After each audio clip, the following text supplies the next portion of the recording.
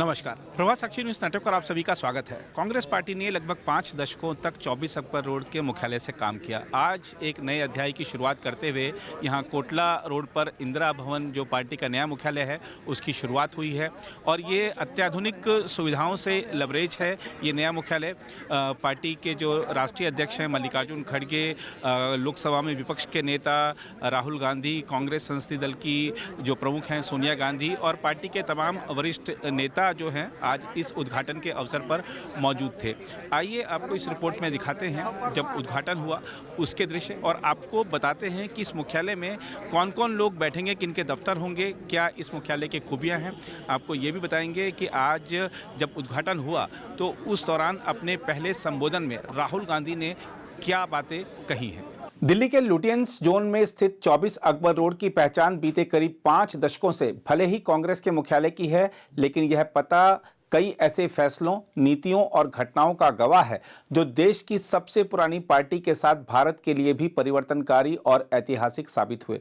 इस पते ने इंदिरा गांधी से लेकर मल्लिकार्जुन खड़गे तक 7 कांग्रेस अध्यक्ष देखे। यह इंदिरा गांधी और राजीव गांधी की दुखद हत्या, सीताराम केसरी की अध्यक्ष पद से विदाई, 1980 में इंदिरा गांधी की सत्ता में वापसी, 1984 की प्रचंड जनादेश वाली जीत, 1991, 2004 और 2009 की गठबंधन वाली सरकार, 2014 और 2019 की करारी हार तथा 2024 की हार में भी भविष्य की उम्मीद समेत कई उतार चढ़ाव वाले ऐतिहासिक पलों का साक्षी है।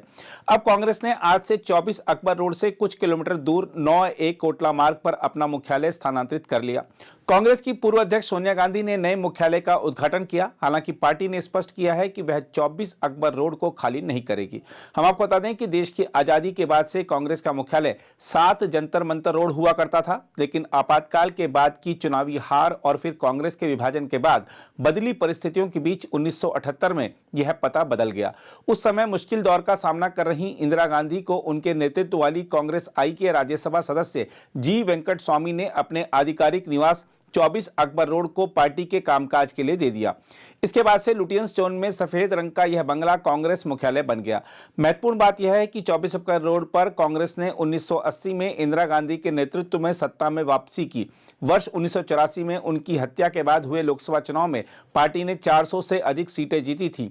इसके बाद के लोकसभा चुनाव में कांग्रेस को हार का सामना करना पड़ा और तत्कालीन पार्टी अध्यक्ष और प्रधानमंत्री राजीव गांधी की सत्ता से विदाई हो गई थी।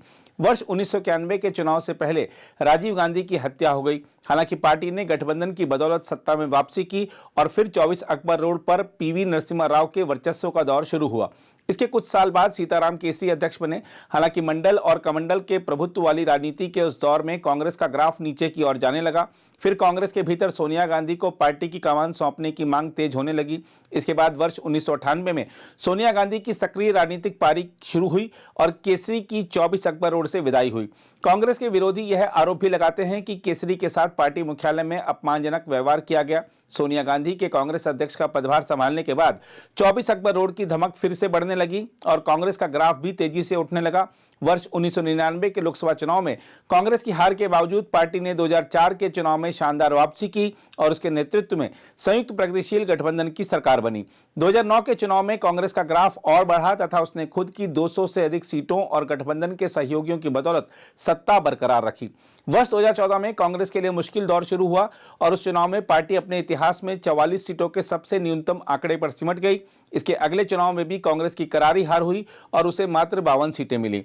इस मुख्यालय पर कांग्रेस का आखिरी लोकसभा चुनाव 2024 का रहा, जिसमें पार्टी की हार हुई, लेकिन उसने 99 सीटें हासिल की और यह उम्मीद पैदा हुई कि भारतीय राजनीति में वह अपना पुराना गौरव फिर से हासिल कर सकती है। कांग्रेस का मुख्यालय 24 अकबर रोड पर रहते हुए इंदिरा गांधी, राजीव गांधी, नरसिम्हा राव, सीताराम केसरी, सोनिया गांधी, राहुल गांधी और मल्लिकार्जुन खड़गे ने पार्टी की कमान संभाली।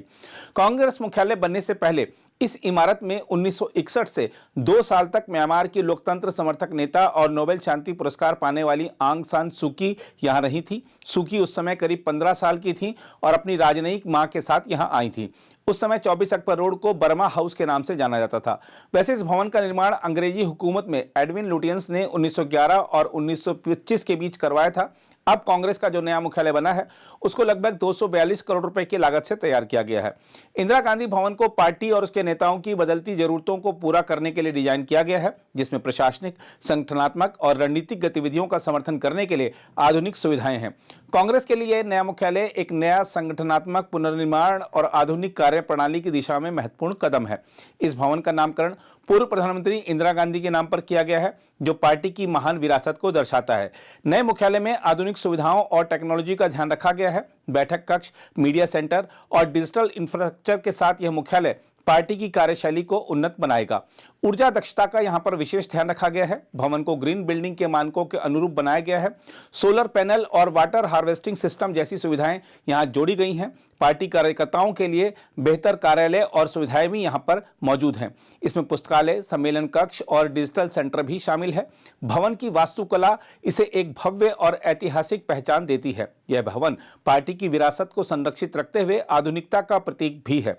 भवन को ग्रीन बिल्डिंग के मानकों के अनुरूप बनाया गया है। हम आपको बता दें कि इस भवन का निर्माण L&T ने किया है। आइए अब देखते हैं राहुल गांधी के संबोधन की बड़ी बातें। That do not think that we are fighting a fair fight. There is no fairness in this. If you believe that we are fighting a political organization called the BJP, that we are fighting a political organization called the RSS, you have not understood what is going on. The BJP and the RSS have captured every single institution of our country. We are now fighting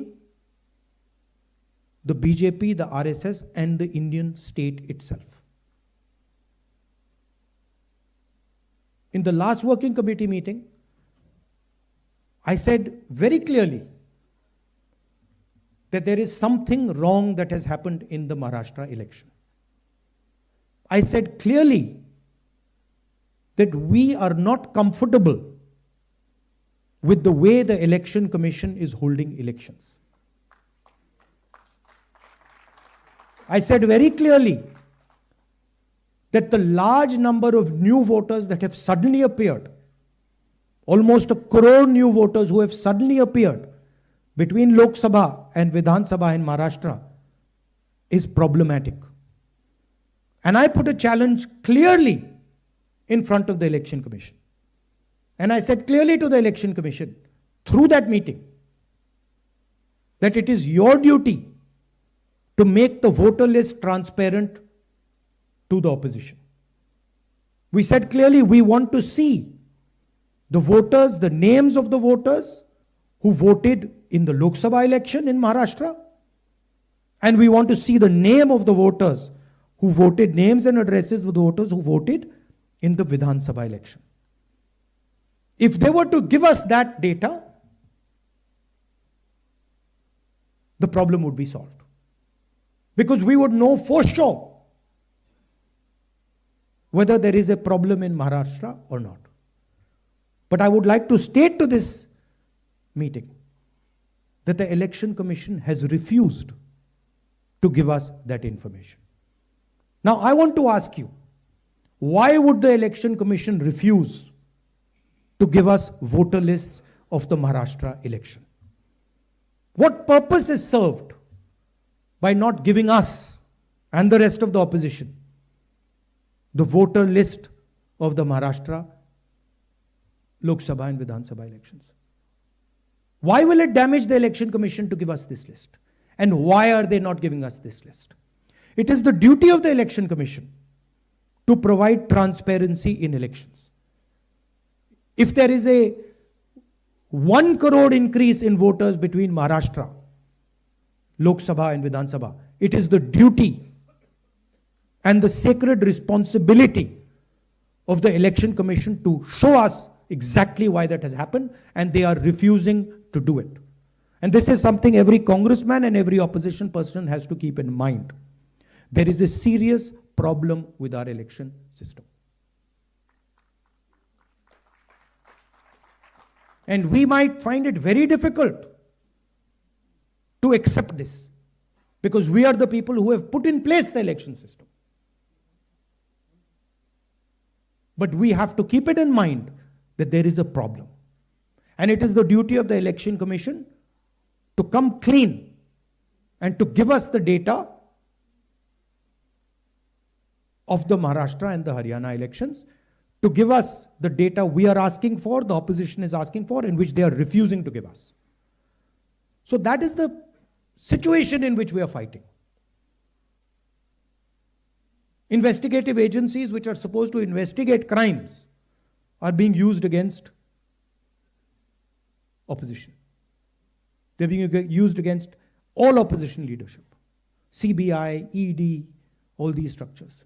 We do not know whether our institutions are working or are non-functional.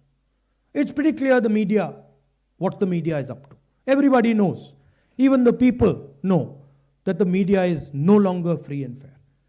So these are circumstances under which you're fighting this ideological battle. And I must tell you that I'm extremely proud of every single one of you. That you get up in the morning, and you stand and you fight for what you believe in and what you know to be your politics. अगर आप भी लेना चाहते हैं देश दुनिया की तमाम जानकारी तो आज ही सब्सक्राइब करें हमारे चैनल को। साथ ही नीचे दिए बेल आइकन को जरूर दबाएं ताकि हर अपडेट आप तक पहुंच सके।